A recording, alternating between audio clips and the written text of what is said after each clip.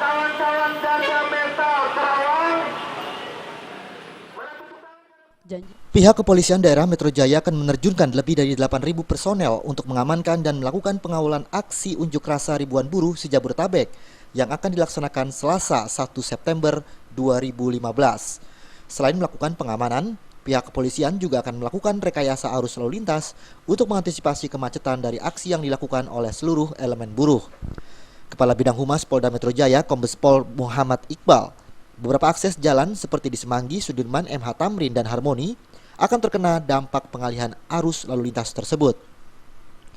Iqbal pun menghimbau kepada para buruh untuk tetap kondusif dalam menjalankan aksinya dan tidak ada pelanggaran hukum seperti menutup akses tol dan merusak fasilitas umum serta mengganggu ketertiban masyarakat.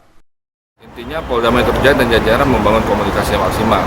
Agar apa? Agar pelaksanaan demo buruh besok berjalan dengan aman, tertib, dan kondusif. Ya, melakukan langkah-langkah bersama. Ya, para korlap, insya Allah nanti kita akan bertemu pada pukul 14.00 untuk memetakan titik kumpulnya di mana, terus nanti tidak perlu lagi long march mungkin dan lain sebagainya. Nanti pukul 14.00 akan kumpul di sini. Terus kekuatan personel pengamanan kita akan turunkan 8.542 kekuatan.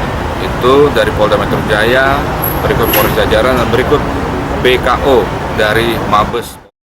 Selasa 1 September 2015, sejumlah buruh dari berbagai elemen dan aliansi akan melakukan unjuk rasa di Bundaran Hotel Indonesia dan di depan Istana Merdeka, Jakarta Pusat.